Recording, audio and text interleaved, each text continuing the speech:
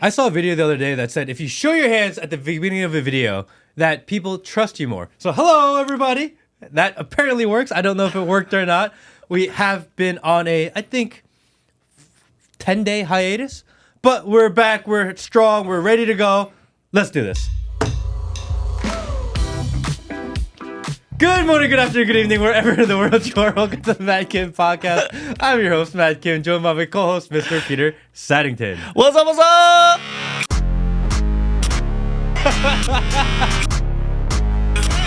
What are you doing?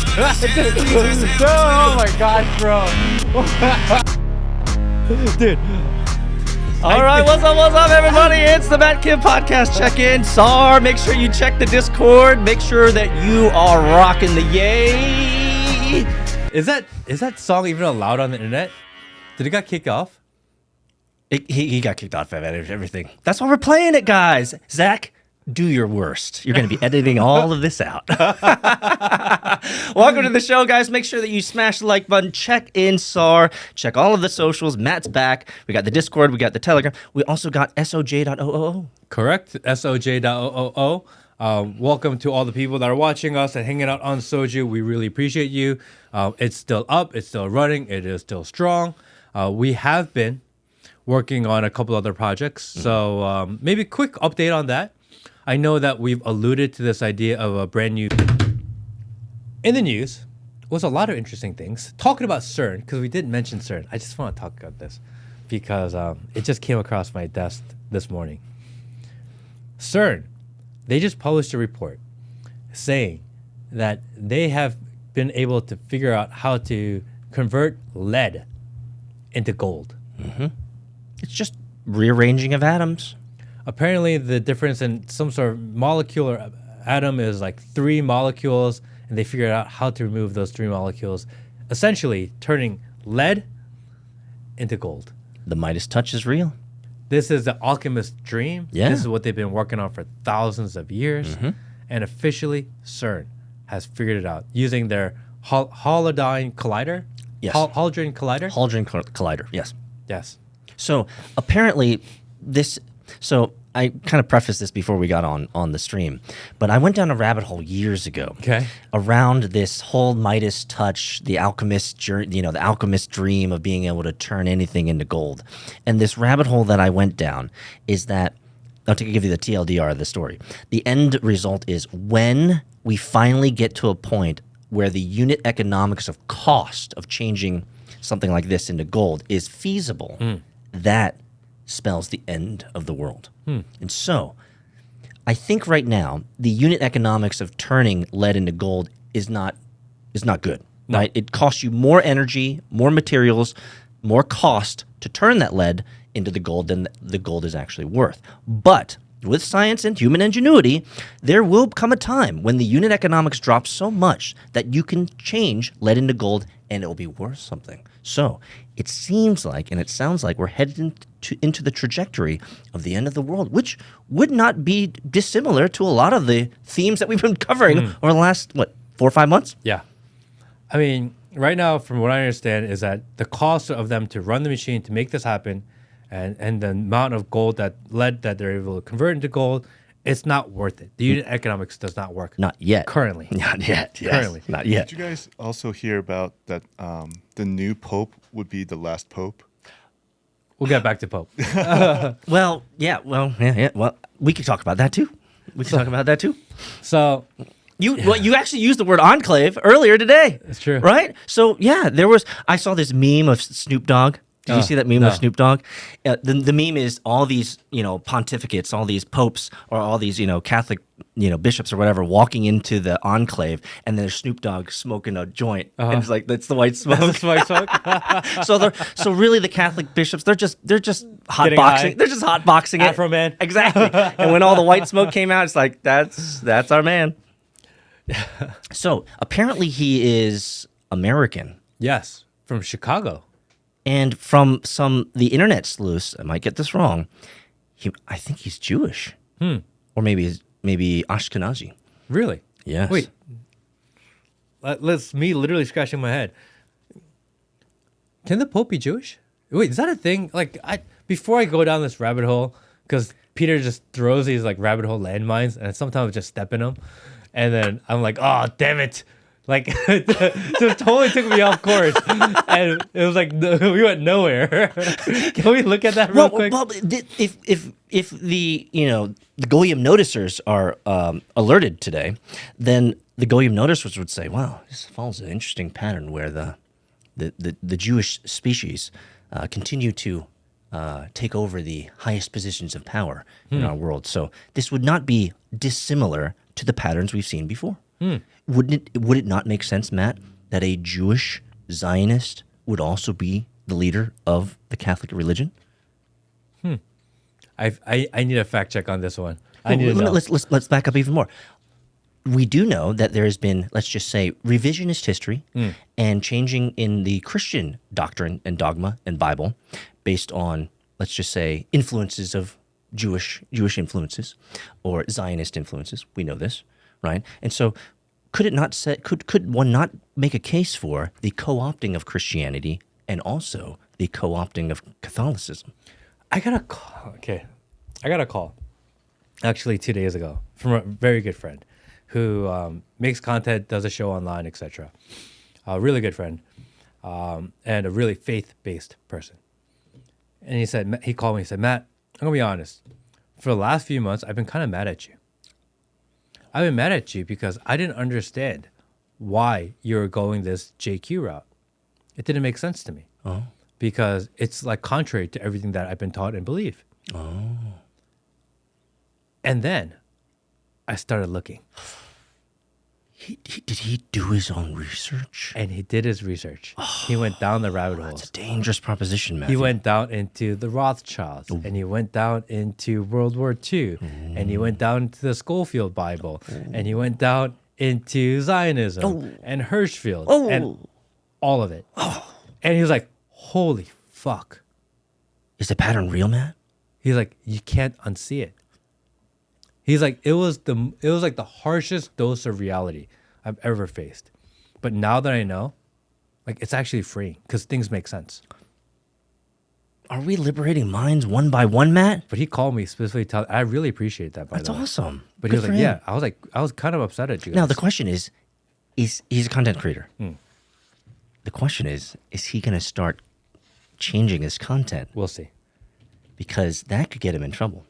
Yeah, it's a dangerous road. We know this. It's a dangerous road to go down. I don't recommend it to anybody. No. Because it is a road of suffering.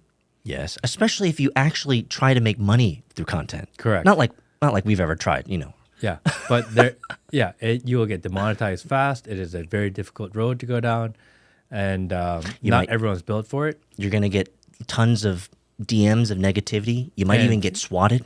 And the ones that know but still avoid it, I understand them because it's not easy, and especially if this is how you make your money and you choose to avoid it. I don't know. I can't. It's not what I would do because obviously it's not what we're doing. But the ones that do, I kind of understand a little bit. Well, if I may, I think you and I came into this world of podcasting and content and conversation, which is always free form. We talk about whatever we want to talk about. And we naturally navigated into noticing. It is what it is. And we naturally began to talk about it and socialize it. And in that, we had a lot of naivete. I won't talk for Matt. I'll just talk about me. I had a lot of naivete. I had no idea what the ramifications of asking the questions were. Now, I'm not going to go into all the details, but let's just say I feel like I've experienced the full brunt of the spectrum of possibilities of asking the questions, Matt, and you can concur. Yes. So I think our naivete, I think we have been saved by the fact, and even though I complain about it, we've been saved by the fact that we have not designed this podcast to make money. Correct. That was our That was a saving grace. Correct. Right? And that liberated us, but at the same time, man, we got slammed a couple times. Let's put it that way. If we built our podcast and built out this huge team and we had all this expense to pay because we have so many people to take care of, and if that was our goal and that was our focus, we would be in a really bad spot. Oof. Just for asking questions and just for saying out loud what people are thinking. Which is crazy. We live in a world where you could ask all right, well, I feel, yeah. Anyway, there's a song I played earlier today. Do you feel like the Overton window has shifted? I see white kids singing that stuff. That's crazy, isn't it? I see Asian kids singing that stuff. Well, and even more black interesting, people singing it. I saw trending right now is this report that Trump is mad at Netanyahu. I heard about that too. You want to dig into that? Yeah, the report was that Trump is upset with Netanyahu because he feels like Netanyahu is trying to manipulate him. He's being a little belittling to him, that he is not being overly cooperative, and he is trying to forcibly push the United States to join them in a war with Iran. And because of that, Trump is trying to distance himself. It looks like J.D. Vance, who was supposed to go to Israel, has canceled his trip also. So I find that interesting. I don't know if that's him kind of trying to get ahead of a narrative, because the narrative has been, okay, Trump's, like, let's be real, his approval rating is not high. No, it's actually kind of in the gutter. And then you take that and you add on the fact that he seems so pro-Israel. Yes, well... And then he's like, all right, I need to save something. This is kind of the low-hanging fruit. I can get a little bit of favor back because the left will appreciate it. The moderate right, or maybe the hard right, will appreciate it. So regardless of if it's true or not, let's get this story out there. He is good. He if I may, I believe has a really good barometer on the pulse of what American corpus is talking about. And I think we've noticed patterns in Trump where he's very good at saying, okay, things are getting wild here. Let me walk it back a little bit. Which I appreciate. Fair enough, yeah. I actually appreciate. I don't know how true that is. I don't know if there really are rifting between the two. I don't know that. Like, there's no way to know. Yeah. But the fact that they're letting that story go out there just to signal that they're paying attention to what people are thinking about, I appreciate at least that. And maybe that's giving credit for doing too little. Yeah. But I think we're at a place where we've been so disappointed in so many things that it feels like a little win. It does. It does feel like a little win. Now, so there's the dissonance that I have with Trump is he has not been ridiculously aggressive with his support of Israel. But he has said on news, and you guys can see this, where he said neutral to somewhat positive things about them. He's never been overtly negative. However, the dissonance that I have is that regardless of what the talking head says, my money, your money's still going overseas.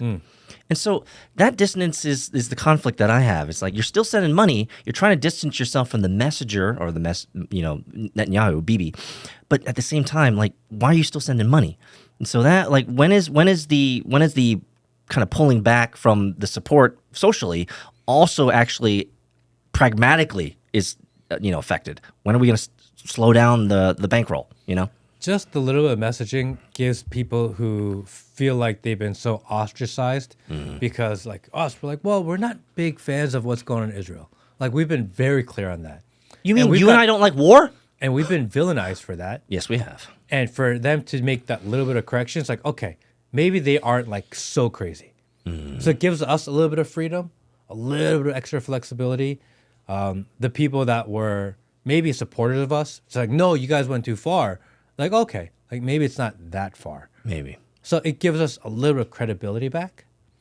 I'm not saying I think I believe everything they're doing, but at least with that little effort. And again, maybe giving too much credit for something that he actually hasn't actually done. It's just a story. Yeah. I still appreciate it. Well, we'll take the wins when we get them. They haven't denied it. Well, we have said on stream before, Matt, and we've said it before. It's like, lie to me harder. Sometimes I'll take it. As long as I know It's the effort. I know you're lying to me, but at least I feel good right now. I feel like I won something. Yeah, a little ball tickle. Feels good. A little ball tickle? Yeah. Is that your kink? You talked about kinks earlier. Damn it. Don't look at his search history. You'll see a lot of ball scratching. A lot of ball sniffing, guys. So, what's up? What's next? So, yeah. Wait. I want to go back to gold real quickly. Okay. Bitcoin, that report by CERN was published, I believe, yesterday, on Thursday. Today's Friday, on Thursday. Yeah. On Thursday, Bitcoin surged. Yes. They knew. Fuck. That's my problem with Bitcoin, by the way. Because they always, somehow, the ones that know. And and they always surge. Bitcoin always surges ahead of the news. Yeah, they got to get their homies in The early. whole thing's compromised. I hate that. But all markets are manipulated and compromised, man. I understand that, No, but you can't single out Bitcoin on that one. it totally surged right before the news of, oh, well, actually, you can make gold out of lead. Yep, and we are in the bull. If we follow the patterns of Bitcoin, for those who've been noticing, we are moving certainly into the bull run season from a pattern perspective. So, I'd say not financial advice, but you know what Satoshi Nakamoto said back in 2009. He said, "You know what? You might want to pick up a little bit if it becomes something."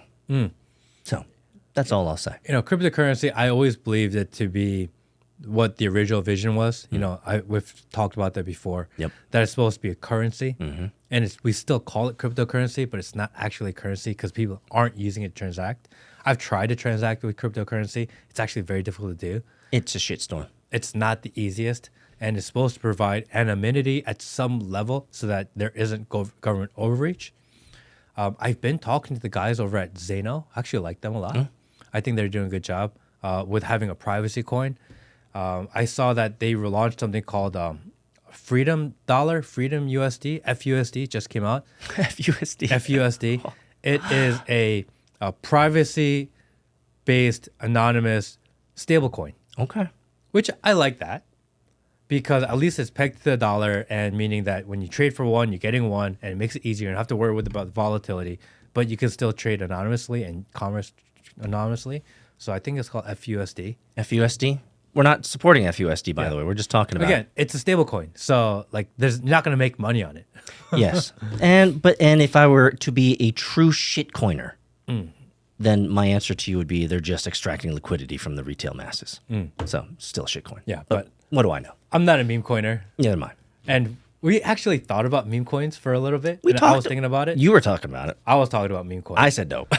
And I just can't meme coin. You can't do it. I just can't do it. It's- I tried. I well- tried to justify that we should meme coin somewhere because it would make money. It's jumped but the shark, though. It really has jumped the shark. It's old news. I don't want to do the hot potato. No. And You the don't wanna only do people that get burned are the people that actually care about us and actually watch us. Yeah, we wouldn't want to do that. I don't want to put people in a situation where I know they're going to lose money. You got it. It's just bad. Bad juju. You know what I mean? That juju. karma things are real. What goes around comes around is true. Yeah. We stay positive, and when we get inbound negative, we still stay positive.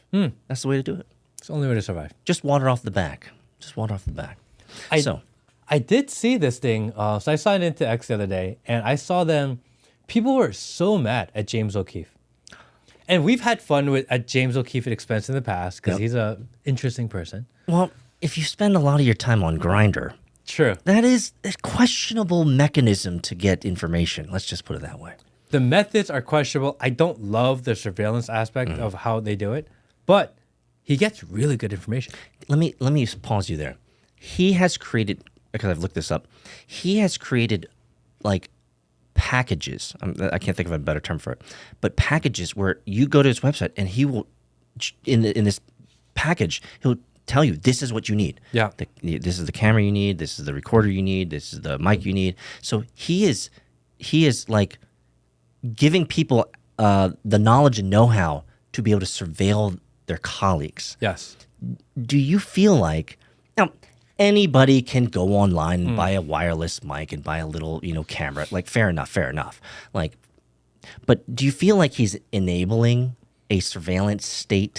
I don't love the idea of surveilling just regular normal citizens. Right. I don't love that. Actually, I don't like that at all. I don't like that at all. However, If you work for our government, though, I want your data.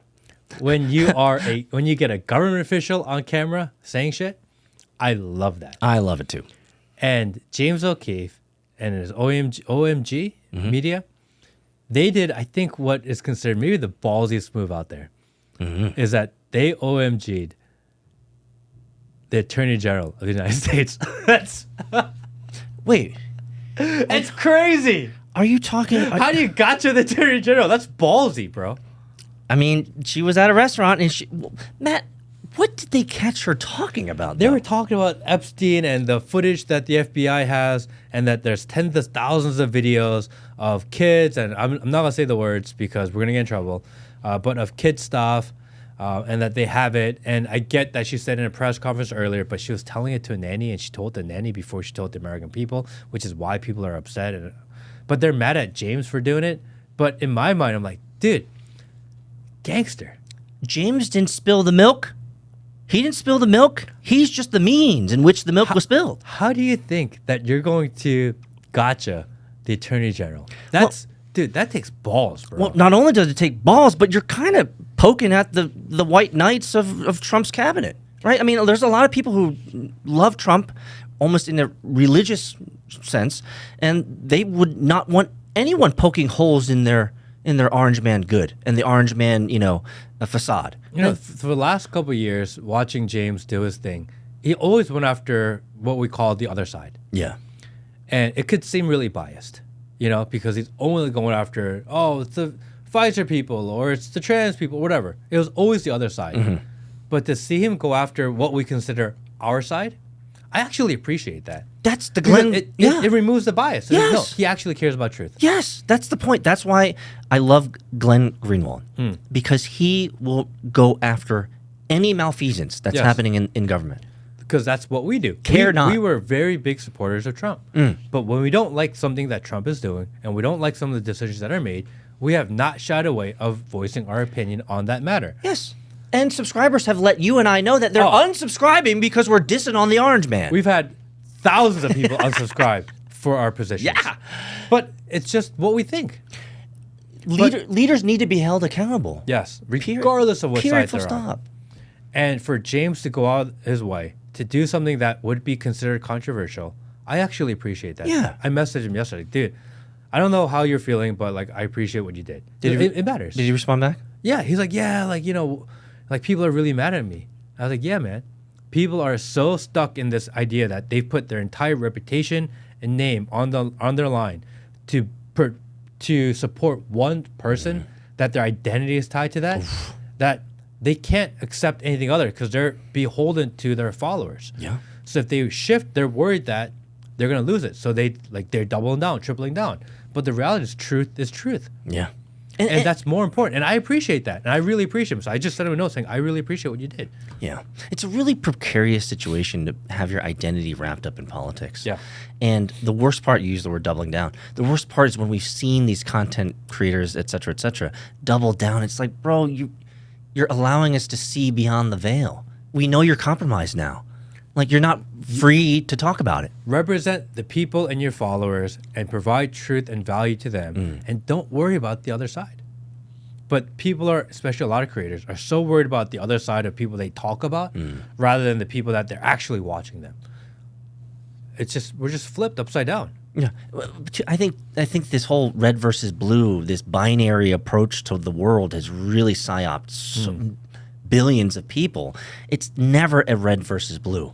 It's an entire spectrum of red, blue, green, white, yellow. There's so much in there. And so if you're operating from a red versus blue paradigm, you're missing out on a lot of what the world is doing. Corruption is corruption. Lies are lies. Truth is truth. These are absolutes. So I don't know. I want to live in a society where people are honest, where our leaders tell us the truth. I don't care if it's a Republican leader or a Democrat leader. I just want to know what's going on, and we can decide what we think about it. Why do you think it's so daggone hard to be honest as a politician? Is it because you're owned by AIPAC? Is you're owned by lobbyists? You're owned by the videotapes of doing butt stuff in the Senate. Seriously, everybody's compromised there. Everyone's compromised. No one wants to tell you the truth, and I don't even know what that looks like. What if everyone told the truth? Would the shit fall apart? I don't know. I'm willing to try. That's actually a really good question. What happens if people actually told the truth? Does that work? I don't know. We've never actually tried it before. I don't think we've ever actually tried that. What does real freedom look like? What does real democracy look like? You just shocked what my does pure system. capitalism look like? I would like to know these things. They tell us that this is a society in which we live, but yet we've never actually tried it. So how do we know if it works or not? How do we know if democracy works? We've never tried real democracy. How do we know if capitalism works? If we don't have true democracy, true capitalism. Because capitalism means that it's a fair level playing field for everyone to try. But yet we live in a two-tiered system. Let's try a one-tier system. Does it work? Can we find out? I mean, the problem is our baseline is our current experience. So the answer is we've never tried. We've never actually tried these experiments. It's so sad. In my brain, I'm thinking we've never tried being honest. Yeah, like how basic is that? America is the true test in democracy. Well, can we test it then? Can we try? Can I vote on shit? Yeah, can you spit the truth for once? Yeah. Wow, you just actually kind of like rebooted my brain. Can we get rid of all these crazy lobbyists? Can we get rid of all this crazy spending and let's find out if good people are good people? Like, can we try that? It kind of reminds me just of that. Once?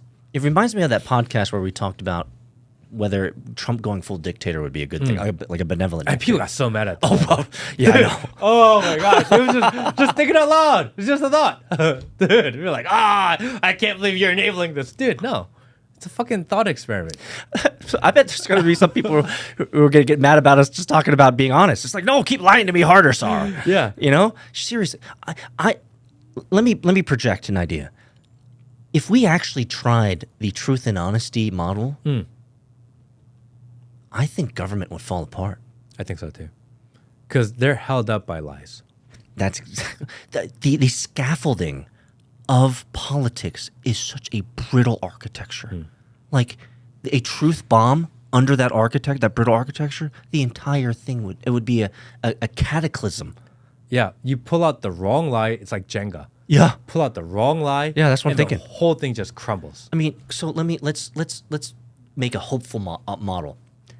Could the revelation of Epstein be that truth bomb? Because tens of thousands of videos, probably even more, of maybe, I may be exaggerating here, 90% of our leadership and politicians are probably compromised in a similar... Oh, the internet's going to roast you. Like, it's not 90%, it's 87%.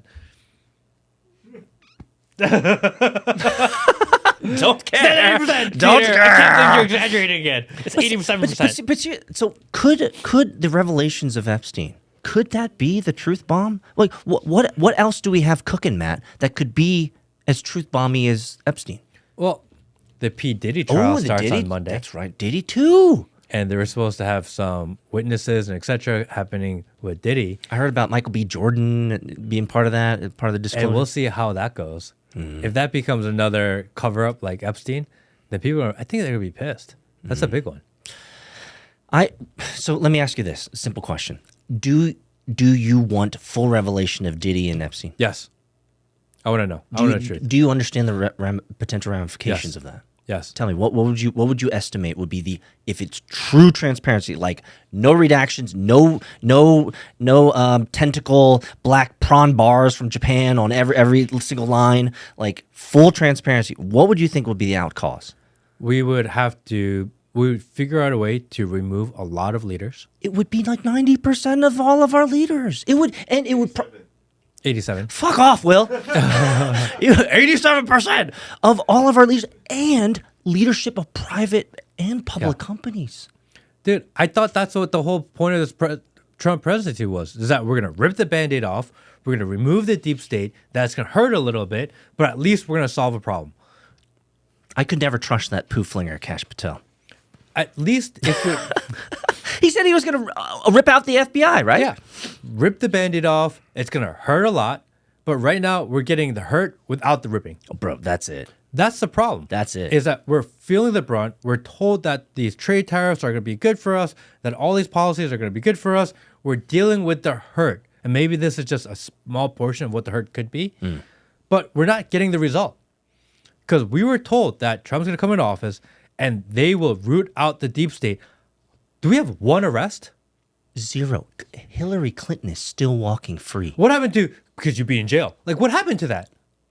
Did he also say that the Ukraine war would end in a day? 24 hours. Yeah. We're still giving them money. Same money that we were giving them before. Our subscribers are going to drop by 5,000 after we post this.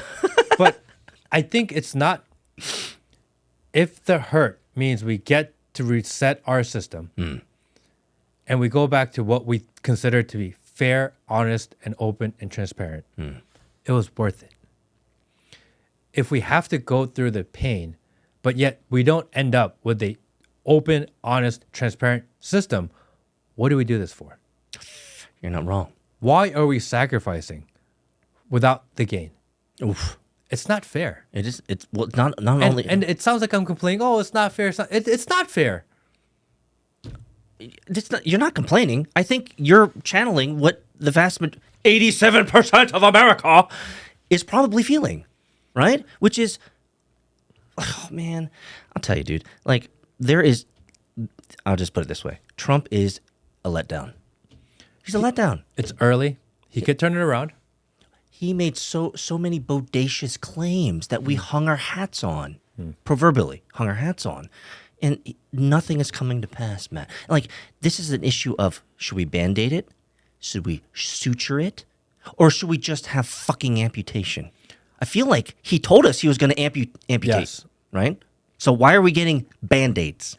Not even sutures. I was really looking forward to this war with the deep state. Bro, I was excited about it too. And it doesn't look like we're doing that yet. For the memes. Maybe it's all positioning. Maybe it is 50D chess, and maybe you're just putting all the pieces in place, and it's really complex. Therefore, it takes a lot more time to lay the field, and then eventually, when the right pieces are in place, maybe then finally we'll see a little attack. Maybe. It's not impossible. And we joke about this. Are we still doing 4D chess? Like, we joke about it all the time. Maybe it really is going on. I don't know. I don't feel like it is. It doesn't feel like it to me. I don't see it. But I also don't see the whole board. None of us see the whole board, but if we can give ourselves a little bit of credit, there are many countries smaller than America that are doing this. Correct. Like Poland, like the leader, I forgot his name there. Like there are countries that are saying, no more SAR. We're done with immigration. We're done with the trans bullshit. We're done with this nonsense. We're done with you guys, taking over education. Like, we're seeing smaller countries, fair enough, who are obviously a lot more agile and can do this. But we're seeing countries finally saying, no, enough is enough. My people are my people, right? Like Israel, Israelis for Israel, Japanese for Japan, and France is a bunch of brown people. Like, what's going on here? Well, so I was like kind of upset with Trump for a while, last 6 months, prior to inauguration. But then we saw the double Pooflinger attack happen over the last few days. Yes. So you have the Pakistanis and the Indians are doing this. Yes. Right? Yep. And Trump said, let them figure it out. Why should we get involved? Let them figure out their own shit. I was like, thank you.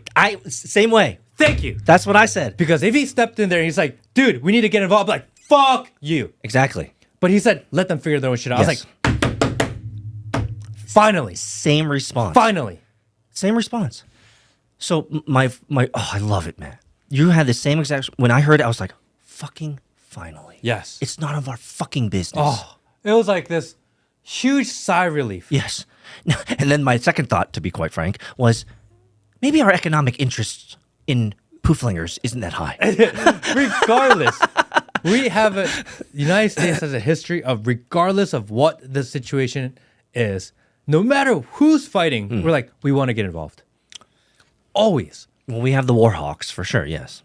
But for the first time, he was like, no, let them bomb each other. I was like, oh, thank God. Yes, it was a good moment because, man, do you know how much money we could put into this thing and have nothing come out of it? And it didn't solve Ukraine. It didn't solve Israel. I get that. But again, and maybe we're giving too much credit for a small win. Understand that. But he could have easily been like, oh, India's our ally. We need to go help them. He could have done that. Especially because Modi was here just recently. Yeah, he was. He could have done that. And J.D. Vance has deep, let's just say, incentives to support that particular race and species. Correct. Especially after the H-1B debacle and all of the India stuff. And we got in so much trouble for calling them Pooflingers. Like, after all of that. I still get messages of people saying, why you hate the Indo-SAR? After all that, the SARS would have come in full force. But he said, let them figure it out on their own. Good on you. So I really appreciate that. I would say You got to give credit where credit is due. Yes. That was the boss move. Out of the list of empty check boxes that haven't been checked, this is one that we didn't have on our board, our bingo board, and we're actually really happy that you said we're not going to be engaged. So big deal. We'll give you the win. We'll give you the win. Definitely. Because again, if we got pulled into a double Pooflinger war, I'd be livid. Livid. Man. And if anything changes, all of a sudden we're in it when we don't have to be, and we said we're not going to, all of a sudden we wake up in the morning like, oh yeah, no, U.S. is sending troops to India. I'd be fucking pissed. Have you seen the memes though from that war? No. Have you seen the memes, Will? My favorite meme, I'll just do it. I'll just emulate it right now. It was this Indian guy with kind of a mask looking very terrorista, and then or Pakistani, and there was an Indian guy, on his knees in front of him, looking like you're old, kind of like I'm about to, delete you from the timeline type of thing. And you only see the eyes right here, and he, goes down, he starts going like this on the guy, and this guy's screaming, he's like, ah! And then the camera pans down, he's brushing the Indian's teeth. He's like, ah! Getting the poo out of his teeth. Bro, I died when I saw it, man. I almost fell out of my chair. Sorry, SARS. I know that was offensive. Seriously. Don't care.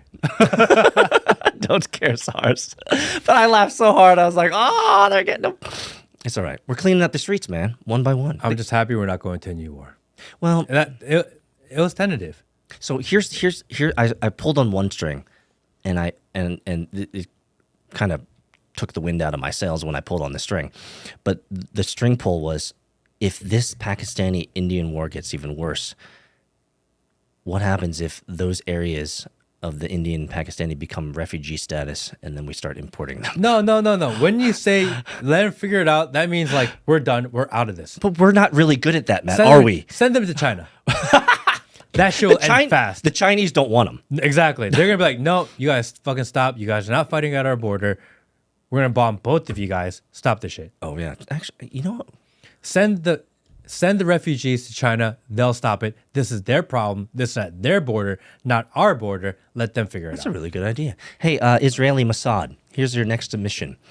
Have the Pakistani-Indo war go into China. Create a corridor. Yes. That goes into there. That's the war word, right? Corridor. I'm giving you the playbook. Yeah. Create the corridor. It will trickle the traffic, and they will shut it down. And we don't have to spend a dime. Yes. We don't have to worry about it. Yes. We don't have to send American troops to die in someone else's war. Could you imagine American troops landing in India? Oh, how weird would that be? Well, this is the problem. This is the problem that they had during the Korean War, right? Is that you don't know who the good guys and the bad guys are. Not wrong. So you just kill everybody. Not wrong. Firebomb them all. You have to. All look you same. Don't know. All look same. All look same. I think one of our first episodes, we played with the all look same website. That's right. I don't remember that. So for those that are out there, go back into the bowels of the Matt Kim podcast and find that. If you don't want to go back, there's a website called alllooksame.com, and what it shows you is the entire spectrum of the Asian world. And it's basically just a quiz. Do you know what country this Asian's from? And trust me, I think we failed. Oh, we got like 60 or 70%. Yeah. We were no good. And I think I'm pretty good at that. I thought I was pretty good at it. Yeah, but no apparently all of us Asians all look same. All look same. Yeah. All look same. No one can tell the difference. And there was another, I have to say this now. There was another meme that I saw about the Indo-Pakistani war where that was exactly the meme. It's like, they look the same. Yeah. They look the same. Yeah, like, do not want to get mixed up in that. So very appreciative that at least that happened. So for everyone who lasted this long, who was about to unsubscribe, we actually gave your boy Orange Man Good a checkbox. So stick around. Stick around. Don't leave us just yet, brother. What else was on the topic for today? Well, I mean, I brought up this amazing Overton window shift by our main man, Ye. You showed me the picture of the land. Oh. That you were thinking about. Oh, you want to talk about it? Yes. Okay, so let me give you a little bit of preface.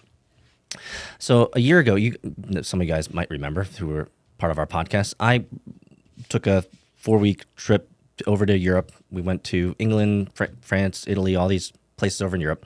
And part of that was not only sightseeing and vacationing, but part of that was actually looking for land and for options to move out there.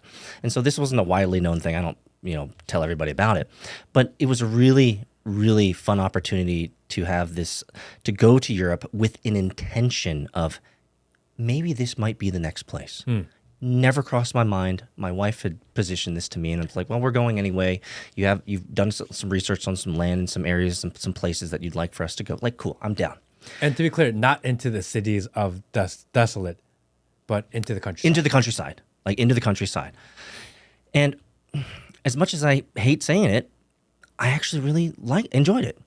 I really enjoyed looking at these plots of land, these big expanses with olive trees and pre-made, farms. And I was like, man, I could feel this. And so anyway, fast forward a year later, my wife is heading back over there. And she's been sending me pictures of $150,000 full houses, 13 acres, all the food that you can live off the land. You couldn't find a 1-bedroom apartment, a condo, for $150,000 in Atlanta. And so she's flying back there with her homie. We're going to be also traveling to Japan as well, because we've seen that you can buy these huge homes for like $10,000, $20,000 in Japan. But because of the population decline, the people are dying out, and they just leave these houses. And so there's an entire service layer in Japan right now where they're welcoming foreigners to come in to buy these homes on pennies on the dollar, Matt. And so I'm not giving you guys any financial advice, but I'll tell you, I have been steeped, thanks to my wife, in these ideas of, I could get 13 acres with a fully fleshed house, 3-bedroom, 2.5 bath, with all this land and all this access. Nobody for miles for less than $100,000 in Europe, and then in Japan for less than $30,000. I mean, I'm not a real estate investor, Matt, but I've started thinking about it. Okay, like $150,000 here in Italy, 50,000 in Japan. I will have 3 houses that I can Airbnb out. Or I could just own them and live in them. Yeah. Do you want to live there as a primary residence, or is it kind of a vacation / slide, like primary. Oh shit home? Primary. That was the intent when we went a year ago. So if and now we're cycling back to it. Say you had to leave the United States, for whatever reason, you have to leave this place. What country would you go to? Japan. That was Really? easy. Absolutely. I lived there for 3.5 years. Really? Yeah, it's the safest place in the freaking world. It is really safe. So safe. Everyone that I've ever spoken to in Japan says when I lived there, I was in middle school. Like I would travel the subways myself. I would go downtown myself. Nothing's really changed from that perspective in terms of safety. It's a homogenous society. Some would call it xenophobic, but actually that's why they're preserved, right? Because they haven't allowed a lot of foreigners in to debase the culture, which they're seeing now. And so now, because the Japanese are so based, you'll go into their subways and they'll have these signs that have these monkeys on them that are making all this noise, and they're like, please don't be a monkey. They're not racist. They're just saying monkeys are loud. They're louder than giraffes or sloths, right? And so I'm really... Could you live in Japan without speaking Japanese? Because I'm assuming that maybe if you were close to Tokyo, you could, because a lot of people in Tokyo will speak English, but the $15,000, $20,000, $30,000 houses that are for sale are not in Tokyo. No, they're outside in the rural parts of Japan. That's right. Meaning that you're going to have less access to services, less access to society, people, etc. You would have to be able to survive without speaking Japanese in an area that predominantly speaks only Japanese. Yes. Could you survive there? Yes, you can. Really? You can. And the reason is because while Japan is less accessible from an English standpoint, the overall culture is so hospitable and so amenable and so welcoming.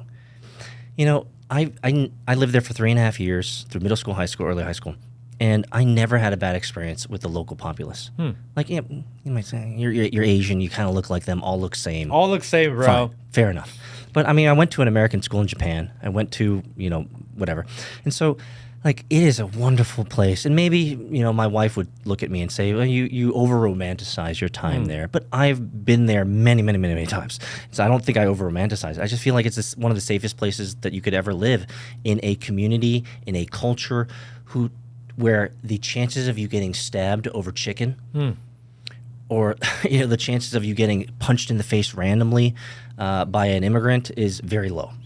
But for me, I live in the more rural side of Georgia, so I don't live in I say I'm from Atlanta, but we all say we're in Atlanta. I'm not anywhere near Atlanta. Anybody who says they live in Atlanta, they're about 30 minutes north of Atlanta. Yeah, and I'm further than that. Yeah, right. You're an hour. Yeah, I'm at the precipice of rural Georgia. Yeah.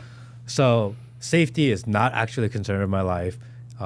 Immigrants running around the street and causing problems, not really concerned in my life. I'm in a place that's extremely conservative, 80% Republican, very quiet. Kids play outside. My kid plays with my neighbor's kids. They run out in the street. They have fun. If a dog gets loose, all the neighbors come out and help look for it together. It's like that type of place, like America used to be. Oh, so you're saying you really appreciate a high trust society? I live in a very high trust area. So that would be my thing about Japan. It's a high trust society, and that is worth being in. You think more so than Korea? Oh, absolutely. Korea is going down the shitter. Yeah. You know this. Yeah. My wife, who watches Korean dramas incessantly, knows this. Like, she will tell me that, and I'll just say it the way I say it, she's upset that they have new shows where the main actor is a trans and the main actress are gay. But Japan's pretty liberal too in that sense. They're liberal, but everybody in Japan is fucked in the head. Yeah, that's like what I'm scared of. Like, you know, Korea is like, you can't even watch porn in Korea. Yeah. It's illegal. Yeah. In Japan, in Japan, you watch like tentacles. Yeah, octopus tentacle porn. Yeah. You know, it's like, wait a second. Yeah, but that's, something's wrong here. But that's the undercurrent of Japan, is that they look at it and say, "Live and let live, bro. Do you." You ever heard of the Harajuku girls, right? Shinjuku girls, the Shinjuku people, right? If you ever go to Harajuku, look it up or Shinjuku, you will find some of the craziest dress and ensembles and just complete like wacky personalities wearing these amazing crazy clothes and all sorts of stuff. And Japanese look at them and they say, "Cool, do you, man? Do you? I'm gonna let you live." That's so weird for me. I don't know if I could adjust to that, to be honest, because I'd be like, "What the fuck is wrong?" Well, I like weird people. Yeah. I think weird people are the best people because I think weird people are honest with themselves, which is why they're weird, because the reality is all people are weird. And the people that are too clean cut, people that are too put together, people that seem like everyone else, I don't trust them. Yeah. Because I feel like you're not being honest with who you are. They're almost too squeaky clean, right? I like people that are weird. Yeah. Because it means you're comfortable with who you are. If you're comfortable with who you are, then it's easy for me to be comfortable with you. Yeah. But Japan's too much. You know what I mean? It's like, you're too comfortable, bro. Have a little respect, you know? Yeah, but the difference is that you won't find a Japanese man sprawled out naked on the subway, you know, dancing to hip hop music. You won't see that. They will allow you to be you, but at the same time, we have this culture of, right, the squeaky wheel gets the grease, the nail that stands up gets the hammer. And so that cultural thing keeps people sane and safe. Do your thing. Do it behind closed doors if you like the tentacle stuff. But in public displays, chill the fuck out.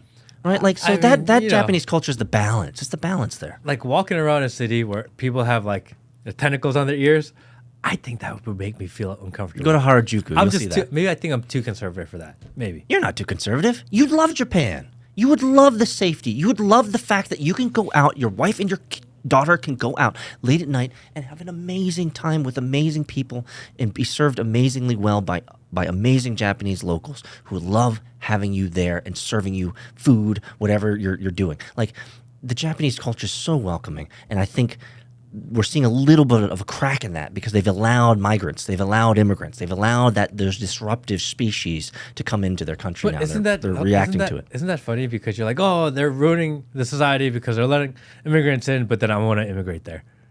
But I'm not. But I understand your point. But let's be honest. I'm different.